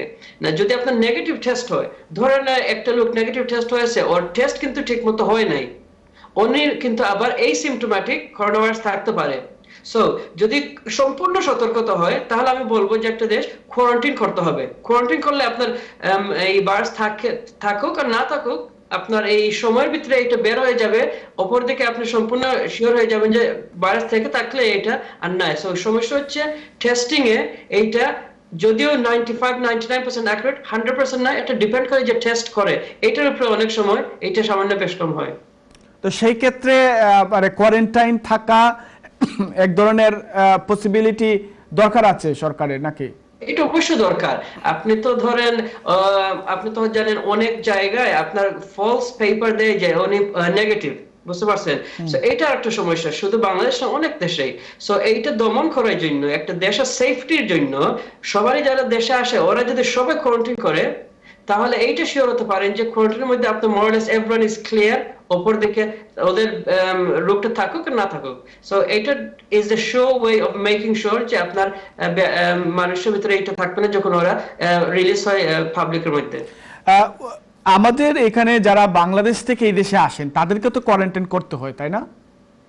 সো এইটা একটা বিষয়, এই যে আমাদের গভর্নমেন্ট অনেক সময় ওর অ্যাডভাইসটা চেঞ্জ করতেছে, এই চেঞ্জ করে এই সায়েন্টিফিক অ্যাডভাইজার উপরে। না, হয়তো ওরা দেখে যে বাংলাদেশ থেকে যদি কোয়ারেন্টাইন করতে হয়, অনেক এখন I think more less all countries quarantine করতে হয়, কারণ ওদের হয়তো ডাউট থাকতে পারে যে দেশ থেকে আসে এইটা টেস্টগুলো কতটুকু ভালো, বুঝতে পারছেন। সেটা একটা প্রশ্ন আছে যে টেস্টগুলো কতটুকু ভালো। উদাহরণ একটা দেই, আমরা এখন অনেক এমপ্লয়ি আমরা একটা টেস্ট করতে হয় যেটাকে বলে ল্যাটারাল ফ্লো ডিভাইস। এইটা আধা ঘন্টার মধ্যে এইটা আপনার রেজাল্টটা পেয়ে যাবেন, কিন্তু এইটা is not as good as the PCR test, বুঝতে পারছেন। সো এইটা একটা জিনিস যে এইটার উপরে যদি আপনি বলেন যে আপনার নাই, কিন্তু আপনার থাকতেই পারে। So it depends on how good the test is. যে দেশে এটা করা হয় ওরা কতটুকু অ্যাকুরেট, কি এইটা খারাপ কাগজপত্র দিয়ে কি সত্যিকার এটা হয়েছে, অনেক প্রশ্ন থাকতে পারে। এগুলো দমন করার জন্য যদি সবাইকে আমরা বলি যে তোমরা কোয়ারেন্টাইন করো, তাহলে আমরা শিওর হতে পারবো এই দেশে যারাই আসেন না কেন ওরা 14 দিন কোয়ারেন্টাইন করলে যখন শেষ হয়ে যাবে তখন ওরা ক্লিয়ার। ধন্যবাদ ডক্টর ওয়াদুদ। আমরা আসবো আপনার কাছে। আমি একটু কথা বলতে চাই আমাদের আজমল ভাই আপনার সাথে। আজমল ভাই, আপনি তো শুনছিলেন, আপনার অনেক কল দিয়েছেন। আপনাদের কাছে যখন যাত্রীরা টিকিট বুকিং করেন, আসলে কি ধরনের প্রশ্নের সম্মুখীন আপনাদেরকে হতে হয় এবং সেগুলো আনসার কি? না, মেনলি এই মুহূর্তে তো আমাদের প্রশ্নগুলো মেনলি হয়ে যায় হোটেল নিয়েই, যে ভাই কতদিন, কারণ একটু আগে আমাদের শ্রদ্ধেয় আবু তাহের চাচা বলে গেছেন যে 4 দিন ছিল, 14 দিন ছিল, এখন আবার 7 দিন হয়ে গেছে। এটা একটা বলা যায় মিস কন্টাক্ট ওর মিস হ্যান্ডেলিং হয়ে গেছে। বাট এখন যেহেতু 7 দিন আছে, আমরা বলে দিই যে এটলিস্ট আপনাকে 7 দিন থাকতেই হবে হোটেল। আচ্ছা, এই যে বিষয়গুলো হচ্ছে বা আমাদের মানুষ যাচ্ছে, এরপরও দেশে কিন্তু মানুষ যাচ্ছে, তাই না? আপনিও বলছেন যে মোটামুটি আগের চেয়ে আরো বেশি যাচ্ছে মানুষ, হয়তোবা পারিবারিক বিভিন্ন কারণ থাকতে পারে, মা বাবা অসুস্থ হতে পারে, অনেক ধরনের কারণ হতে পারে, ব্যবসায়িক রিজন হতে পারে। বাট এই বিষয়গুলো আসলে সরকারের কি করা উচিত, এবং আপনাদের পক্ষ থেকে আপনারা যারা ট্রাভেল ব্যবসায়ী আছেন এই দেশে, আপনাদের কি কোনো সম্মিলিত কোনো মেসেজ সরকারের কাছে গিয়েছে যে যেহেতু ইউকে নিয়েই কাজগুলো হচ্ছে, ইউকের কাস্টমার বা প্যাসেঞ্জারের উপরে এই ধরনের নিয়মাবলী আরোপ করা হচ্ছে, আপনাদের কাছ থেকে একটা মেসেজ যাওয়া উচিত ছিল না? এবং আপনারা আপনাদের যাত্রীদের জন্য তো কিছু কাজ করা উচিত ছিল, সেই বিষয়ে আপনার বক্তব্য কি? না, আমাদের হলো ভাই, আমাদের পক্ষ থেকে যেটা বলা হয়েছে, কারণ যেহেতু আমি নেগেটিভ সার্টিফিকেট নিয়ে যাচ্ছি, সেই হিসাবে আমাকে আপনি হোটেল কোয়ারেন্টাইন তো দিতে পারেন না। কারণ আমাদেরকে আপনি অ্যাটলিস্ট কারো হোম কোয়ারেন্টাইন দেন। এই ব্যাপার নিয়ে আমরা আমাদের একটা অর্গানাইজেশন আছে ইকোবাটা, ওটার পক্ষ থেকে আমার সিনিয়র ভাইরা ওনারা হাই কমিশনের সাথে যোগাযোগ করছেন, আমি যতটুকু জানি ওনারা চিঠিও লিখছেন, অনেক দিচ্ছেন। বাট যেহেতু এটা গভর্নমেন্টের ব্যাপার, আপনি নিজেই জানেন, কারণ বাংলাদেশ এবং লন্ডনে এই ইমেইল চিঠি আসতে আসতেই আমাদের সময়গুলো চলে যাচ্ছে। কিন্তু আমরা আমাদের পক্ষ থেকে অ্যাটলিস্ট এই যে আমাদের প্যাসেঞ্জার বলেন বা দেশি ভাই বলেন, আমাদের ক্লিয়ার মেসেজ ছিল গভর্নমেন্টের সাথে যে যেহেতু আমি নেগেটিভ নিয়েই যাচ্ছি, তাহলে আপনি আমাকে এই হোটেল কোয়ারেন্টাইন দিতে পারেন না। আমাকে অ্যাটলিস্ট যদি দিতেই হয় সেফটির জন্য, স্বাভাবিক সবার স্বাস্থ্য সচেতনতার ব্যাপার আছে, আপনি আমাকে হোম কোয়ারেন্টাইন দিন প্লিজ। কারণ আপনি নিজে জানেন আমাদের সিলেটি যে বাইরা যান সাধারণত, আমাদের একজনের কোটি কোটি টাকার বাড়ি ওনারা সুন্দর করে বানিয়ে রাখছে শুধু এই 2 সপ্তাহ এবং 3 সপ্তাহ থাকার জন্য বাংলাদেশে। আজমল ভাই, আরেকটা বিষয় আপনার কাছ থেকে জানতে চাই। আমরা শুনেছিলাম বাংলাদেশে যে 28 জন যাত্রী করোনায় আক্রান্ত হয়েছিলেন, এটা এরপর মিথ্যা প্রমাণিত হয়েছে, এরপরে 25 জন মানুষ নেগেটিভ হয়েছে, আর 3 জন মানুষ আক্রান্ত হয়েছে। এটা কি আপনার কাছে কোনো তথ্য আছে সে বিষয়ে? না, অনেস্টলি অফিশিয়ালি কোনো তথ্য নেই, কিন্তু আমরা তো ভাইয়া সোশ্যাল মিডিয়াতে আমরা জেনেছি। আমার প্রশ্নটা ওই জায়গায় যে এই যে 3 জন মানুষ আক্রান্ত হয়েছেন, তারা কিন্তু কোভিড নেগেটিভ সার্টিফিকেট নিয়ে গেছেন, তারা কিভাবে আক্রান্ত হলেন? আমার কিন্তু সেই বিষয়গুলো থেকে আমরা একটু চিন্তা করতে পারি। এই রোগের কিন্তু এখনো আমাদের ডক্টর এখানে একজন আছেন, উনিও বলছিলেন যে এই রোগটা নিয়ে আমরা শিখছি ওনার ভাষায়, যে we are getting more education on that, so nobody nose what's happening in this country. So আপনার আসলে as a travel agent person হিসেবে আপনার কি মনে হয়, আপনার পক্ষ থেকে কি মেসেজ আসতে পারে যে বর্তমান সময়ে ট্রাভেলিং এর ক্ষেত্রে কি ধরনের সতর্কতা পালন করা উচিত? অবশ্যই এটা যার দরকার যেতে হবে, সেটা তো অবশ্যই আটকায় রাখা যাবে না, বা আপনার পক্ষ থেকে সেটা কিভাবে আপনি মূল্যায়ন করবেন? সেম তো ভাই, আপনি যেটা বললেন যে আমরা তো সবাইকে অনুরোধ করি, সবার, যেহেতু লন্ডন আমাদের এখন এই কোভিডটা অনেক এক্সপ্যান্ড করছে, প্লাস এখন যেহেতু আপনাকে দেশে যেতে হবে, আমাদের অনুরোধ থাকে সবার প্রতি, আনলেস ভেরি ইম্পর্টেন্ট আপনি যাইয়েন না বাংলাদেশে at the moment. Thank you very much. Thank you. আমি এই বিষয়ে একটু কথা বলতে চাই আমাদের অতিথি হাফিজুর রহমান। হাফিজ, আপনার সাথে, হাফিজ, আমি জানি আপনিও বাংলাদেশের সাথে ওতপ্রোতভাবে জড়িত আছেন, বিভিন্ন কর্মকাণ্ডের সাথে বাংলাদেশ হাই অফিসিয়ালদের সাথে আপনার বিভিন্নভাবে যোগাযোগ আছে, এবং আপনি একজন well connected British Bangladeshi person. এই বিষয়গুলো তো আপনি শুনছেন, আমাদের আলোচনা, আমাদের দর্শকের কল এবং আমাদের অতিথিদের কথাবার্তা, আপনি নিজেও একজন কথা বলেছেন এই দেশের অর্থনীতি বিষয়ে। বাংলাদেশ নিয়ে আসলে এই বিষয়গুলো নিয়ে আপনি কিভাবে মূল্যায়ন করবেন? আপনার বক্তব্যটা কি হতে পারে? আসলে ভাইয়া এক্সট্রিমলি ডিসঅ্যাপয়েন্টেড যে এইসব বাংলাদেশে হইতেছে, বাট আমার আজমল ভাই যারা এই ইন্ডাস্ট্রিতে এক্সপার্ট, উনি বলে গেছেন অনেক কিছু। তো আমি শুধু এইটাই বারবার বলবো যে বাংলাদেশে কি এই রাইট নাও আপনার কি যাওয়া জরুরি? আমি দেখতে পাচ্ছি সোশ্যাল মিডিয়ার মাধ্যমে অনেক মানুষ বাংলাদেশে যাচ্ছে শুধু হলিডে করার জন্য, কিংবা বুঝতেছে যে এখানে খুব বেশি কোভিড এর ইম্প্যাক্ট হচ্ছে, হয়তোবা বাংলাদেশে গেলে আমি কিছু ব্রেক নিতে পারবো। আমি রিকোয়েস্ট করব ব্রিটিশ আমরা যারা প্রবাসী আছি, আপনারা চিন্তা করে, মানে unless it is extremely important, আপনারা বাংলাদেশে যাবেন না। তারপরে দেখেন, আপনি বাংলাদেশ এন্ড ইউকে কে কম্পারিজন করতে পারবেন না। Bangladesh developing country and England already একটা ডেভেলপড কান্ট্রি। সো বাংলাদেশে আপনি যদি মনে করেন যে আপনি ইউকে তে আসে যে সার্ভিসটা পাবেন সেই ইকুইভ্যালেন্ট সার্ভিসটা আপনি বাংলাদেশে পাবেন, তাহলে এটা আপনার এক্সপেকটেশন অনেক বাইরে, এটা আপনি পাবেন না।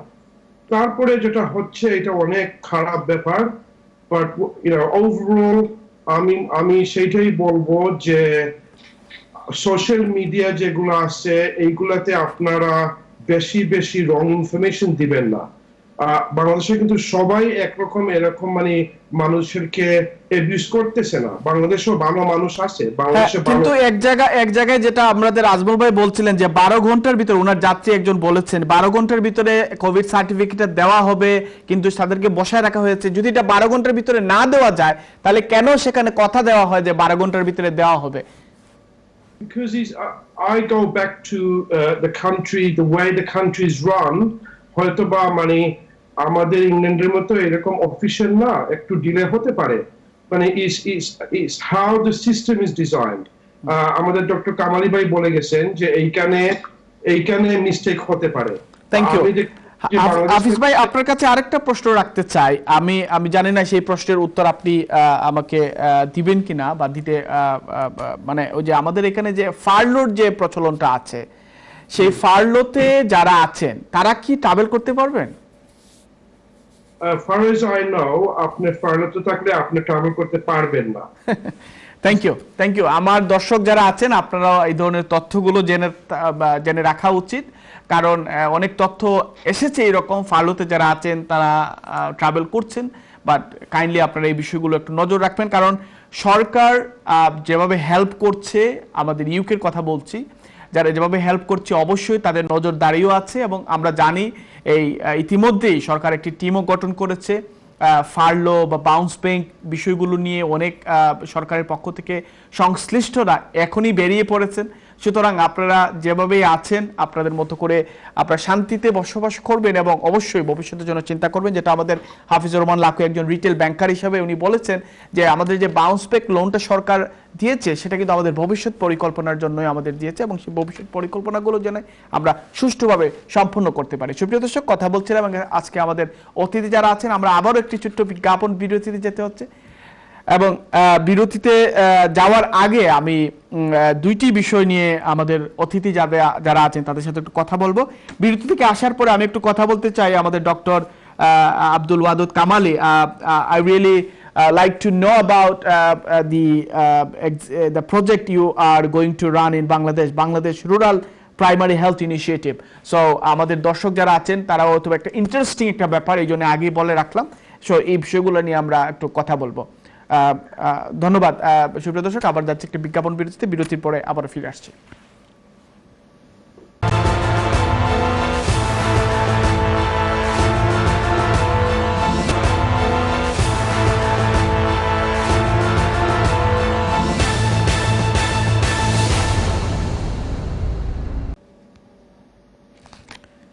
আসসালামু আলাইকুম সুপ্রিয় দর্শক, বিজ্ঞাপন বিরতির পর আবারও ফিরে আসলাম আপনাদের প্রিয় চ্যানেল এনটিভিতে। আজকের আলাপনে আমি আকরামুল হোসেন আছি আপনাদের সাথে। আমরা আজকে যে বিষয়গুলো নিয়ে কথা বলছিলাম, আমরা অনুষ্ঠানে একেবারে শেষ পর্বে চলে এসেছি। এই পর্যায়ে আমাদের সাথে অনেকে লাইনে আছেন, কল করছেন, অনেককে আমরা কল নেওয়ার চেষ্টা করছি এবং অনেকেই নিতে পারছি না। আমাদের কলার এখন কে আছেন লাইনে একটু দেখি, এরপরে আমরা অতিথির কাছে যাব। কে আছেন লাইনে কলার? আসসালামু আলাইকুম। আসসালামু আলাইকুম। জি কলার, আসসালামু আলাইকুম। Sir, I might be reiterating a lot of stuff that's already been mentioned. I'm quite embarrassed due to the attitude of a lot of Bengali brothers and sisters. Basically, this situation or this climate or pretty much a law koila. So unless it's absolutely necessary. I imagine only 2% of the people that's traveling to Bangladesh or have already traveled to Bangladesh, tara zoruri khaza til tara jaita. Shobe complain dira tara COVID test to Bangladesh or tara VIP hat ঠিক করতে। অনেকে বুঝরা মানি যে Covid এর situation সারা change হয়ে গেছে, নয়া variant আইছে, south African variant আইছে। PCR টেস্টিং করিয়া তারা যেটা লইয়া যায়, যখন আমরা তো টেস্ট লইয়াই মাঝে বুঝুন না যে incubation period is between 6 to 7 days. It doesn't mean anything. যদি দেখেন বেমার লইয়া যায় আর সবে তারা বাড়িতে হোম কোয়ারেন্টাইন করছে, তারা আমার কাছে লাগে অনেকে হোম কোয়ারেন্টাইন বুঝতেও না হোম কোয়ারেন্টাইন কিটা। Let me explain. তারা গেলার হোটেলে গিয়ে থাকলা 4 days is it enough? Quarantine বাংলাদেশে হইতে আসছিল হোটেল কোয়ারেন্টাইন 14 দিন হইতে। হোম কোয়ারেন্টাইনে গেলা যদি 5 দিন পরে ফর এক্সাম্পল গেলা home quarantine, all the family members they're coming into contact with, if even after another test, they're still Thank you. Thank you, caller. Thank you for your suggestion. I hope our viewers, whoever watching it, they get the message from you. And it's really, you have mentioned a very good, vital point in there. So thank you very much for your call. Next caller. Next caller, please. Assalamualaikum. Hello. জি, আসসালামু আলাইকুম caller. আলাইকুম। ভাই আমার আজকের ভাই কিছু একটা প্রশ্ন। জি। আমরা ওই স্পেশাল অফারে ফ্লাইটে আইসলাম গত বছর এপ্রিল, বুঝছেন? জি, স্পেশাল অফারে আইসলা কোন না ইউকে তে? ওই ইউকে তে আইসলাম বাংলাদেশ থেকে, বুঝছেন? জি। তো আমরা ওই যে জিওর পয়সাটা আইয়া ওখানে ক্লেম করছিলাম, বুঝছেন? তারা গেছে জিও করছিলাম বিমানের জিওত, এগুলার কোন ধরনের জিও রেসপন্স পাইলাম না এখন পর্যন্ত। আপনারা কোন থেকে টিকিট কাটতে আইছেন? আমি বাংলাদেশ থেকে কাটিয়া অন্তে গেছিলাম, তো ওখানে বাংলাদেশে আপগ্রেড করিয়া বিমান অফিস থেকে আসলাম। বিমান অফিস। আচ্ছা, যদি কোনো ইনফরমেশন থাকে এটা আজমল ভাই কইবা না। Thank you very much for your call. Our next caller আমরা লাস্ট কল নিমু। Who is on the line? Sorry, আমাদের কল আমরা আজকে আর নেওয়া সম্ভব হচ্ছে না। আমাদের অতিথি অনেক কষ্ট করে, এখানে ডাক্তার একজন আছেন সারা দিন রোগী দেখে আমাদের সাথে সময় দিচ্ছেন, ব্যাংকার একজন আছেন সারা দিন কাজ করে। আর আপনারা তো জানেনই, আপনারা যারা ট্রাভেলে যাচ্ছেন, ট্রাভেল এজেন্সির মালিকরা কেমন বিজি। তো সেই জায়গায় আজমল ভাই আপনিও বিজি ছিলেন এবং আমাদেরকে সময় দিয়েছেন, আপনাদেরকে আবারও আমরা ধন্যবাদ জানাচ্ছি। কিন্তু আমি একটি বিষয় যেটা আমাদের লাস্ট কলারে প্রশ্ন রেখেছেন, জানতে চেয়েছেন, সেই বিষয়ে কোনো ইনফরমেশন কি আজমল ভাইয়ের কাছে আছে? আপনি বুঝতে পেরেছেন ব্যাপারটা? এই স্পেশাল অফারের ব্যাপারে আপনি আনমিউট করতে হবে, আপনি you are on mute. Is okay now, you can talk. Ajmal ভাই, আমরা মনে হয় আজমল ভাইকে আবারও ডিসকানেক্ট হয়ে গেছেন উনি। আমি আজমল ভাই, আপনার কাছ থেকে আপনি কি বুঝতে পেরেছেন এই কলারের এই বিষয়টা? না, ডিসকাউন্টের টিকিট হোক অথবা নরমাল টিকিটই হোক, উনি যদি কোনো ট্রাভেল এজেন্ট থেকে নিয়ে থাকেন, উনাকে অনুরোধ করব সেই ট্রাভেল এজেন্সির সাথে যোগাযোগ করার জন্য। আর যদি উনি ওয়েবসাইটে, বিমানের ওয়েবসাইট থেকে নিয়ে থাকেন, বিমানের সাথে যোগাযোগ করার জন্য, অবশ্যই উনি রিফান্ড পাবেন, বা কতটুকু পাবেন এটা ওনারা বলে দিতে পারেন। ধন্যবাদ। আপনার কাছ থেকে আমরা আমাদের প্রোগ্রামে একবারে শেষ পর্যায়ে আজমল ভাই, সো আপনার কাছ থেকে আমরা একটা মেসেজ আশা করব পরবর্তীতে, যখন আমাদের প্রোগ্রামে একবারে শেষ পর্যায়ে, কাইন্ডলি আপনি সেই মেসেজটা রেডি রাখবেন। এই পর্যায়ে আমরা একটু কথা বলতে চাই আমাদের ডক্টর আব্দুল ওয়াদুদ কামালি। আপনাকে বলছিলাম যে বাংলাদেশে আপনারা একটা প্রজেক্ট নিয়ে দারুণভাবে শুরু করেছেন, যে কারণে আজকে আপনাকে আমরা এই বিষয় নিয়ে একটু কথা বলতে যাচ্ছি, যে বাংলাদেশ রুরাল প্রাইমারি হেলথ ইনিশিয়েটিভের ব্যাপারে কাইন্ডলি যদি ছোট্ট করে আমাদের দর্শকের উদ্দেশ্যে কিছু বলতেন, তাহলে হয়তো বা এই যে কোভিডের ব্যাপারে অনেক কথাবার্তা আসছে, চিকিৎসার ব্যাপারে বাংলাদেশের অবস্থা এখন খুবই নাজুক অবস্থানে আছে, তো সেই বিষয়গুলো নিয়ে হয়তো বা কিছুটা আশার সঞ্চার হতো আমাদের এখানে যারা বসবাস করছেন বাংলাদেশে। আচ্ছা, থ্যাংক ইউ আকরাম ভাই। সো আমরা যে প্রজেক্টটা করতেছি, আমরা মূল উদ্দেশ্য হচ্ছে দেশে আমাদের গ্রামে, প্রতিটা গ্রামে যারা বসবাস করছেন বা এই দেশে যারা আছেন, নিজেদের গ্রামে একটা জিপির মতো বাংলাদেশে একটা গ্রাম জিপি ক্লিনিক স্থাপন করতে পারবেন। আমাদের অনেকে এই দেশে আছি, আমরা যারা চাচ্ছি যে একটা ক্লিনিকের মতো করবো এই যে গ্রামে, আপনারা যদি নিজে একটা ক্লিনিক করেন, আপনারা হয়তো আপনাদের প্রিয়জনের নামে এটা দিতে পারেন। তো আমাদের উদ্দেশ্য হচ্ছে যে যেটা ক্লিনিক যারা করতে চাচ্ছেন ওরা নিজের প্রিয়জনের নামে, মা বাবা বা দাদা দাদার নামে এটা দিতে পারেন। আমরা কি করছি, আমরা ধরেন একটা সংস্থা হিসেবে এই দেশে বা বাংলাদেশে এইটা চালিয়ে যাব, ভালো করে যাব, এই লজিস্টিক্স সবকিছু করব এবং এটা চালিয়ে যাব, যাতে এই দেশ থেকে আপনার কোনো চিন্তা করতে হবে না। অন দ্য সেকেন্ড পয়েন্ট, এই যে ক্লিনিকগুলি, এইটা হবে আমাদের ধরেন এই দেশে NHS এর স্ট্যান্ডার্ডে আমরা চেষ্টা করব চালাতে, যাতে এই যে কোনো করাপশন থাকে না বা এই যে স্ট্যান্ডার্ড গুলো এগুলো আমরা বজায় রাখার চেষ্টা করব। এক জায়গা থেকে তো শুরু করতে হবে। সো যদি প্রতিটা গ্রামে আপনারা যে যার ইচ্ছা করেন, আমরা এটা যে ক্লিনিক্যাল স্ট্যান্ডার্ড এটা বজায় রাখতে পারবো। এবং এইটা করার মাধ্যমে ধরেন আপনারা এখানে যে জিপিতে যান, যেভাবে আমরা এই দেশে আপনাদের স্বাস্থ্যটা রক্ষা করতে চেষ্টা করি যাতে আপনাদের বড় বড় রোগ হয় না, এইভাবে বাংলাদেশে যদি আমরা এই ছোট ছোট কাজ করি, ওদের বড় রোগ প্রতিরোধ করতে পারি, তাহলে ওদের স্ট্রোক হবে না, হার্ট অ্যাটাক হবে না, ফুসফুসের রোগ হবে না। কারণ আমরা অনেকে দেখি যে বাংলাদেশের লোক অগ্রসরে আসে যখন লাস্ট সীমায় চলে যায়, যখন স্ট্রোক হয়ে গেছে। কিন্তু আমরা এটা স্ট্রোক হয়ে গেলে অনেক খরচ, অনেক টাকা দিতে হয় এই দেশ থেকে, কিন্তু আমরা যদি প্রথমে এটা আমরা প্রতিরোধ করতে পারি, আইডেন্টিফাই করতে পারি, এইটাই। সো এইটা হচ্ছে উদ্দেশ্য। কিন্তু যারা এই দেশ থেকে করবেন, ওদের একটা বেনিফিট হবে যে আপনাদের মা বাবা বা ভাই বোনের নামে এইটা করতে পারবেন, যাতে দেশের লেগেসি, ফ্যামিলি লেগেসি এইটা করতে পারবেন। বাট আমরা এই স্ট্যান্ডার্ড বজায় রাখতে পারবো এবং হোপফুলি ওভার টাইম এটা একটা মিনি NHS এর মতো আমরা দেশে স্থাপন করতে পারবো। আমি আর একটু ডিপলি জানতে চাই, যারা এখানে চিকিৎসক থাকবেন তারা আসলে কারা থাকবেন, এবং আপনারা যারা ডাক্তার আছেন, আমার যদি মনে হয় আপনি নিজে যেহেতু ডাক্তার, অথবা এটার সাথে অনেক ডাক্তারও জড়িত আছেন, আপনাদের আসলে কি ধরনের সাপোর্ট সেখানে থাকবে? সো এই ক্লিনিক গুলো চলবে দেশে ডাক্তার দিয়ে, কারণ আপনার দেশে ডাক্তার দিয়ে এগুলো চালাতে হবে। কিন্তু আমরা কি করবো, এই দেশ থেকে আমাদের যে ট্রেনিংটা দরকার, এটা সাপোর্ট দেবো, ট্রেনিং দেবো, যাতে ওরা একটা বেসিক মিনিমাম স্ট্যান্ডার্ডে ওটা চালাতে পারবে। আমরা ইনস্ট্রাকশন দেবো, এই ট্রেনিং হচ্ছে মেইন জিনিস। সো চালাবে বাংলাদেশের ডাক্তার দিয়ে, লোকাল ডাক্তার হোপফুলি। কিন্তু আমরা এই দেশ থেকে যে ডাক্তাররা আছে, অনেক ডাক্তার এই প্রজেক্টে সংযোগ আছেন। আমরা ধরেন একটা উদাহরণ, আমরা এই দেশের স্পেশালিস্ট একটা প্যানেল আছে, যদি দেশের ডাক্তার একটা প্রশ্ন থাকে যে কার্ডিওলজি বা নিউরোলজি, এই দেশের কনসালটেন্টের সাথে ডাইরেক্টলি ওরা কথা বলতে পারবে। শুধু এইটাই নয়, এই ট্রেনিং দেওয়া হবে এই দেশ থেকে, এবং এই সাপোর্ট দেওয়া হবে, মেন্টরিং দেওয়া হবে। Wow. So one thing I can really add that যারা সেখানে চিকিৎসা নেবেন তারা একটু বিশ্বমানের, আপনারা যারা এদেশে আছেন উন্নত মানের চিকিৎসক যারা আছেন বা চিকিৎসা ব্যবস্থা বিষয়ে তারা অবগত থাকবেন, এবং আপনাদের ট্রেনার যারা থাকবেন, ডাক্তার যারা থাকবেন, তারা আপনাদের মধ্য থেকেই একটা ট্রেনিং প্রাপ্ত হবে এবং সেই ক্ষেত্রে তারা সেই বিষয়গুলো সেখানে অ্যাপ্লাই করবে। এটাই তো? জি জি জি, এইটাই। আর একটা পয়েন্ট আপনারা আছে যে এই গ্রামে গঞ্জে যে প্রত্যেক গ্রামে যারা ধরেন দারিদ্র লোক আছে, ওদের জন্য এটা ফ্রি থাকবে। এই গরিবের জন্য এটা ফ্রি থাকবে এই চ্যারিটি হিসাবে।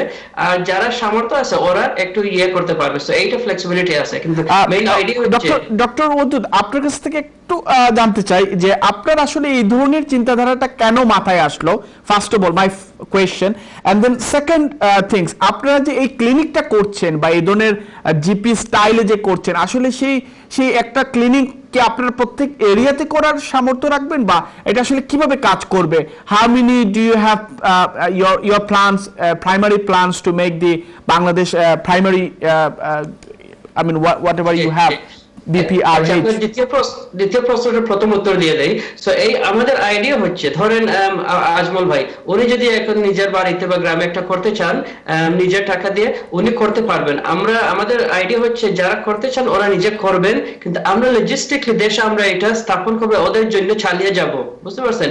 কারণ অনেকে ইচ্ছা হয় যে আমরা টাকা দিয়ে নিজে করবো, কিন্তু দেশে যে চালানোর ক্ষমতা বা এই যে লজিস্টিক্স এইটা নেই, বা সবাই দেশে যেতে পারে না। আমাদের টিম দেশে আছে, যারা করতে চান ওরা করতে পারবে নিজের টাকা দিয়ে, কিন্তু আমরা এটা ব্যবস্থা করে দেবো, স্থাপন করবো, চালিয়ে যাবো, সবকিছু লজিস্টিক করবো ওদের সাথে। কিন্তু আমাদের এই যে স্ট্যান্ডার্ডটা আমরা বজায় রাখবো। এটা হচ্ছে সেকেন্ড। এবং এটা কেমন খরচ যাবে এই ধরনের একটা প্রতিষ্ঠান সেট আপ করতে? স্থানীয়ভাবে? সো আমাদের যে টার্গেট হচ্ছে যে কয়েকটা ক্রনিক রোগ ম্যানেজ করবে, এগুলো ম্যানেজ করলে দেশে ধরে 70% অফ দ্য প্রবলেমস আমরা ম্যানেজ করতে পারবো শুধু 4-5টা রোগ টার্গেট করলে। এই রোগগুলো টার্গেট করতে যে খরচ আপনাদের ধরেন মান্থলি অ্যাবাউট 300 পাউন্ডস 250 পাউন্ডস এরকম খরচ যাবে, কিন্তু অনেক সময় এটা কমে আসতে পারে। এইটা রাফলি মাসে এটা করলে আপনার এইটা অ্যাভারেজ গ্রাম ম্যানেজ করা যাবে। সবাইকে গরিবের জন্য ফ্রি চিকিৎসা, শুধু চিকিৎসা বলতে ডাক্তার এবং ঔষধ, মাঝে মধ্যে টেস্ট, এবং যারা সামর্থ্য আছে ওরা একটু ডিসকাউন্ট পাবে, বাট এরা করতে হবে। সো ধরেন 200 to 300 পাউন্ডের মাধ্যমে এইটা করা যাবে। এটা তো অনেক জাকাতের টাকা, বুঝতে পারছেন? Thank you. এন্ড আমার ফার্স্ট কোয়েশ্চেন, সত্যি কথা বললে আমি যখন দেশে যাই, যে গত 5 বছরের মধ্যে আমি দেশে গেলে নিজের বাড়ি, আমার বাড়ি হচ্ছে জগন্নাথপুরের সাহারপাড়া গ্রামে। ওখানে যখন আমি নিজে একটা ফ্রি কাম করি, এই গরিবকে আমি একটু দেখি অনেক সময়, একটা আমার খুব খারাপ লাগে। আমার কাছে লোক আসেন যখন ওদের স্ট্রোক হয়ে যায়, হার্ট অ্যাটাক হয়ে যায়, আমি চিন্তা করি যে শুধু যদি একটা টেস্ট করা হতো প্রথমত, তাহলে এইটা হতো না। এই যখন একটা ফ্যামিলিতে যে গত লোক ওর যদি স্ট্রোক হয়ে যায়, তখন ও আর কাজ করতে পারে না, তখন এই ফ্যামিলিতে দরিদ্রতা চলে আসে। আমরা লন্ডন বসে যখন ফোন কল পাই যে অনেক স্ট্রোক হয়েছে, আপনার 1 লাখ টাকা দেন বা এরকম সেরকম অনেক টাকা যায়। কিন্তু আমি যখন দেখি যদি একটা প্রিভেন্ট করা যায়, এই শুধু একটা ব্লাড টেস্ট এবং বেসিক মেডিসিন দিয়ে, তাহলে এই অত খরচ হয় না। এই ইংল্যান্ডে টাকা ফোন কল আসে না আমাদের আত্মীয়স্বজন থেকে, এবং এই ফ্যামিলিতে স্ট্রোক না হলে ওদের অর্জনের উপায় থাকে, দারিদ্রতা ইয়ে করে। এইটা চিন্তা করে আমি বললাম যে আমার গ্রামে একটা শুরু করে ফেলি, এবং এই গরিবের জন্য চিকিৎসা, শুধু গরিব না সবাইকে জন্য চিকিৎসা, যাতে আমাদের এই বড় বড় রোগ আমরা প্রিভেন্ট করতে পারি। এটা তো বাংলাদেশে এরকম না, কারণ সবাই একটা রোগ হয়ে গেলে তারপর চলে যায়, কিন্তু as a doctor fantastic it's really amazing project. এবং আমরা বাংলাদেশের ব্যাপারে যে বিষয়টা সব সময় আমাদের মধ্যে থাকে, এবং আমাদের কন্ট্রোল রুম থেকে একজন কলার, আমরা যেহেতু কল নিচ্ছি না, একজন কলারের প্রশ্ন যে এই কাজটা কি আপনারা শুধু সিলেটে করছেন নাকি পুরো বাংলাদেশে পরবর্তীতে করবেন? অবশ্যই পুরো বাংলাদেশই মনে হয় এটা কাজ শুরু হবে। জি সো শুরু হয়েছে ধরেন এই আমাদের জগন্নাথ সাহারপাড়া। আপনার চ্যারিটি বিগিনস এট হোম, মানে আপনার এরিয়া থেকে শুরু হয়েছে এবং আপনি সারা বাংলাদেশে যাবেন।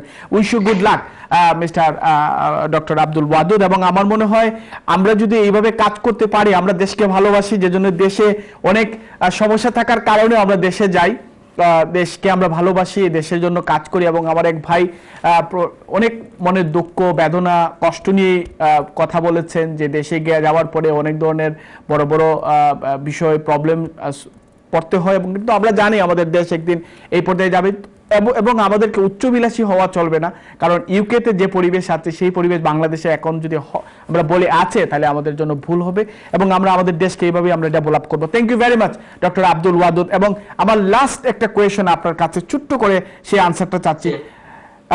টাওয়ার হ্যামলেটস এরিয়াতে আপনি জিপি হিসাবে আছেন, টাওয়ার হ্যামলেটস এরিয়াতে আমরা শুনছি যে অনেকেই সেই বিষয়টা প্রশ্ন তুলছেন যে হসপিটালগুলোতে বা রয়্যাল লন্ডন হাসপাতালে, এখানে বড় একটা হসপিটাল, যে বেশি বিএমই কমিউনিটির মানুষ, বিশেষ করে বাংলাদেশি মানুষগুলার বেশি প্রবলেম ফেস করছেন, মৃত্যুর ঝুঁকিটাও বেশি আছে সেই জায়গায়।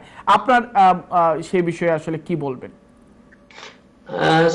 প্রশ্নটা একটু ক্লারিফাই করুন ভাইয়া, মৃত্যুর ঝুঁকি বলতে আপনি কি প্রশ্নটা কি? এখানে আপনি দেখেছেন যে বিবিসি কিছুদিন আগে যে রিপোর্টটি করলো যে এখানে অনেক মানুষ মারা যাচ্ছে, বিশেষ করে টাওয়ার হ্যামলেটস এরিয়াতে মৃত্যুর ঝুঁকি বেশি, বা বেশি মানুষ মারা যাচ্ছে সরাসরি যদি আমি বলি। তো সেই বিষয়টা আসলে কেন হচ্ছে? আপনি তো নিজে এই এলাকার একজন ডাক্তার। আচ্ছা, অসুবিধা নেই। সো এই যে বিবিসি রিপোর্টটা আপনি দেখছেন, এমনকি ইয়েস্টারডে একটা বিবিসি রিপোর্ট হয়েছে ইসলামিক মস্ক, এইখানে আমাকে ইন্টারভিউ করা হয়েছিল। এই মেইন সমস্যাটা হচ্ছে দুইটা সমস্যা। একটা হচ্ছে আমাদের বাঙালি যে গ্রুপ, বাংলাদেশি গ্রুপ এই ইংলিশের গ্রুপের তুলনায় 2 times more likely to die from COVID. So যদি আপনার সার্ভাইভাল চান্স, যদি বাঙালি হন, আপনার 50% chance of survival compare to সাদা মানুষ যদি হয়ে থাকে। So that's the first thing, এই জন্য এটা ডাবল। সেকেন্ডলি, এই যে ভ্যাকসিনেশন যেটা হয়, মানে ভ্যাকসিনেশন হয়ে গেলে এই যে মৃত্যুর হার কমে যাবে। আমাদের একটা রিসার্চে পাওয়া গেছে যে আমরা বাঙালি যে প্রশ্ন করা হয়েছিল যে তোমরা কি ভ্যাকসিন নেবে, অনলি 55% ওরা বলছে যে আমরা এটা নেব, কিন্তু ইংলিশের মাধ্যমে ইংলিশ জনগণের মধ্যে এইটা 78%। সো আমরা ভ্যাকসিনেশন নেব না, এর কারণে আমরা অনেক মারা যাচ্ছি। আমাদের ফ্যামিলিগুলো যখন একসাথে থাকি, আমার মা বাবা দাদাদের সবাই একসাথে থাকি, সো একজনের আনলে সবারই হয়ে যায়, এইটার একটা সমস্যা। আর এবং এইটা কারণে আমরা যখন অ্যাডমিশন হয়ে যায় তখন মৃত্যুর হার বেশি বিকজ অফ আমাদের কোমোবিডিটি। থ্যাংক ইউ এবং লাস্ট স্টেপ পয়েন্টে আপনি বলেছেন ভ্যাকসিনেশনের ব্যাপারে আমাদের মধ্যে যে ধরনের সতর্কতা প্রয়োজন তা নেই। দর্শক, আপনারা যারা আজকে প্রোগ্রামটি দেখছেন একজন ডাক্তারের কাছ থেকে অবশ্যই সেই বিষয়টি আপনারা আশ্বস্ত করতে পারি আমরা যে ভ্যাকসিনেশন ইজ ভেরি ইম্পর্টেন্ট এবং কিছুটা সাইড এফেক্ট অবশ্যই আছে। যে কোনো ফ্লু নিলেই একটু সাইড এফেক্ট থাকবে, কিন্তু সেটা কোনোভাবেই কোনো ধরনের ব্যাড কোনো এই পর্যন্ত কোনো ধরনের খবর পাওয়া যায়নি। সুতরাং সেই ক্ষেত্রে আপনারা কোনো ধরনের দ্বিধাগ্রস্ত হবেন না। প্লিজ সুযোগ যদি পান তাহলে ভ্যাকসিনেশনটা নেওয়ার চেষ্টা করবেন। আমাদের হাফিজুর রহমান হাফিজ, আপনার সাথে একটু কথা বলতে চাই। আপনি দীর্ঘক্ষণ শুনছিলেন আমাদের আলোচনা এবং আলোচনার মধ্যে অনেক বিষয়গুলো এসেছে এবং আপনি গুরুত্বপূর্ণ একটি স্থান থেকে আমাদেরকে আজকে পরামর্শ দিচ্ছেন ইকোনমি নিয়ে বা যে ইউকের ইকোনমি নিয়ে। আপনি নিজেও টাওয়ার হ্যামলেটসের বাসিন্দা। আপনি টাওয়ার হ্যামলেটসের এই অবস্থানকে বা ব্যবসা প্রতিষ্ঠান বা আমি জানি আপনি অনেক ব্যাংকিং সেক্টর টাওয়ার হ্যামলেটস থেকেও চলে যাচ্ছে, সেই বিষয়ে আসলে আপনার মন্তব্য কি হতে পারে বা ওভারঅল ইউকে ইকোনমি নিয়ে আপনি কি চিন্তা করছেন? জি, থ্যাংক ইউ আকরাম ভাই। আমি প্রথমে এটাই বলবো, when it comes to vaccination কিংবা কোভিড, আমি দেখতে পেরেছি যে আমাদের কমিউনিটিতে সবচেয়ে বড় প্রবলেম হয়েছে গিয়া conspiracy theory and fake social media. এইসব নিয়ে আমরা এত ব্যস্ত থাকি, ইভেন্চুয়ালি এইসবগুলো আমরা বিশ্বাস করে ফেলি।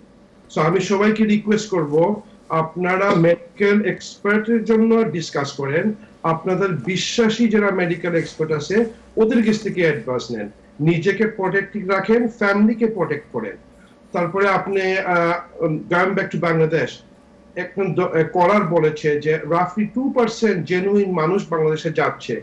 আমি এটা বলবো, বাংলাদেশে যদি আপনার এক্সট্রিমলি ইম্পর্টেন্ট থাকে তাহলে আপনি ট্রাভেলিং করবেন।